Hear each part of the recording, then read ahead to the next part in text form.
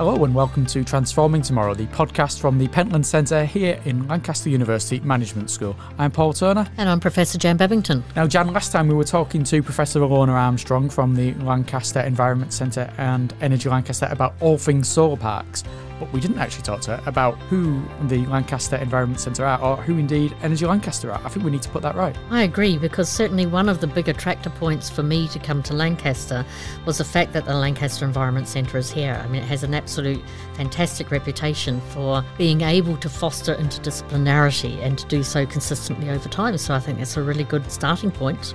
And there's a good number of members, as you've already said, of Energy Lancaster and the Environment Centre who are members of the Pentland Centre as well. Alona, putting you on the spot, I know you're not in charge of the whole of the Lancaster Environment Centre. Thankfully not. but welcome back with the question of, who are the Lancaster Environment Centre and what kind of work goes on there? Everything seems to go on there. So it's about, I think there's about 85, 90 members of permanent academic staff, and they range from earth scientists through to human geographers and critical social scientists. So there's people who specialise in volcanology, in plant science and photosynthesis, in soil science, in policy, in cultural geography, it's just immense. I can't even remember all the different topics there are there when I'm on the spot. And then we also we'll have research groups where we're clustered around different kind of research avenues, if you like, but then we'll also have cross-cutting topics. So that there'll be people who work on kind of tropical environments, which might be kind of, there's people work on forests, but also coral reefs. I think there's an agri-food kind of theme, or people who come together across disciplines in that space. So it is really diverse, and for me it makes it a really exciting place to be, because there's so much different stuff going on, and that also kind of means that people can be quite different, which is great to have in a workplace. And then I think in the building, maybe there's about 400 people. We're the Lancaster Environment Centre in the university, but we share the building with the UK Centre of Ecology and Hydrology, who are another bunch of environmental professionals. And then there's a whole raft of PhD students and postgraduates, and then a really strong undergraduate community as well, who might be doing degrees in human geography, physical geography, environmental science, earth and environmental science, ecology and conservation. So it's a really diverse, big department. And indeed, we have some really nice connections there. So Tim Lamont and I have been working on looking at what corporations say about restoration and how they're undertaking that, and the finding of that, we'll have them on a podcast later on, is they're not saying much, but there's some really good ecological principles that they could apply, and we're working with groups of companies to try to help them do that. But also the Pentland Centre has a nice connection across Christina Hicks' work, and we're looking at how we can help her identify the fish meal factories in West Africa and who owns them, and what kind of work they're doing there. So it's a really nice, for us, it's a really nice touchdown point. But of course, the other unit within there is Energy Lancaster, which you are the boss and the lead and all things wonderful about. So what happens under Energy Lancaster banner? So Energy Lancaster is a university research centre. So it recruits members from across departments, across the university, with their energy focus. So there'll be people like yourself in it, Jan, people like me, environmental scientists, but there's someone in the Faculty of Health and Medicine that looks at effects of heat in the home on health. There's people in computing who look at monitoring of energy use and how that fits with practice.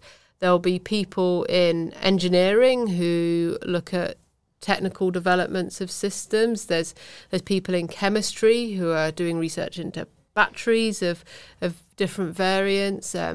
There's people in physics who look at do work on quantum dots, which is related to PV panels. And there's also some chemists who look at a different kind of form of PV panels. So from the very, very kind of blue skies, fundamental research through to more applied, and everything between, one project at the moment is with preparing us with Katie Mason in the management school, looking at, it's actually on agrivoltaics and looking at markets and how that might values and so forth. You've already included a few examples there, but are there lots of overlap then with the work that goes on in the Pentland Centre and the work that goes on in Energy Lancaster? I think I'd say synergies rather than overlaps, because it's a way to bring together two different communities, and increasingly what we need to do is work on these, all the hard problems are cross-disciplinary problems.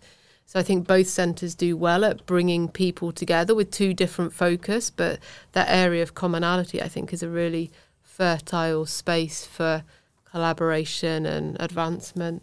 I'd absolutely agree with that. And for our listeners, we've had Katie Mason on an earlier podcast as well. And so her way of thinking about markets and framing is really important for sustainability in business, but also for energy as well. And so we've got a good team of people that with their own deep specialities, but when you bring them together around a problem space, then you can actually investigate a lot more of those elements that we were talking about in the main podcast from Alona on how things need to come together in order to enable a sustainable change in our energy systems. So my suggestion right at the very start of the previous podcast, suggesting that all the research centres around the university are just fighting each other and there's constant bickering like with siblings or anything, isn't necessarily true. Not at all true, I'm pleased to say.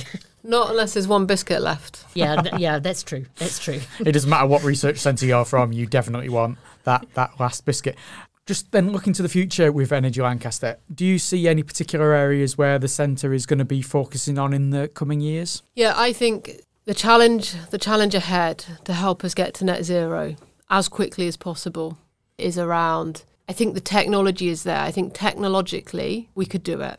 But the challenge is around policy, social, environment. And what I think we're really good at Lancaster, because we're a relatively small university, is developing those cross-disciplinary, so we can bring people with those expertise and people with technological expertise as the underpinning to try and help us get to net zero and as quickly as possible. But it's building those. I think kind of historically the energy challenge might have been seen as a technical challenge, an engineering, a physics, a chemistry challenge. But now I think we really need to integrate across disciplines, and that's the focus, and that's the point of the university research centres, is to bring people across discipline. But that's where we need to go. We need to tackle those interdependencies. It's tricky, but that's going to be the focus. Well, that's brilliant. Well, thank you very much for joining us for these couple of episodes, Alona. It's been really good having you here, learning all about solar parks, Energy Lancaster, biodiversity, floating solar plants, just about anything there. It's been wonderful. Thank you. Next time, we're going to be joined by Matt Healy, who is a PhD researcher here in Lancaster University Management School. He's got a background in outdoor education. He has a real interest in our personal connections with nature. Until then, if you have any questions for us you'd like to ask, please do email us pentlandcentre@lancaster.ac.uk. But otherwise, until next time, I'm Paul Turner. And I'm Professor Jan Bevington.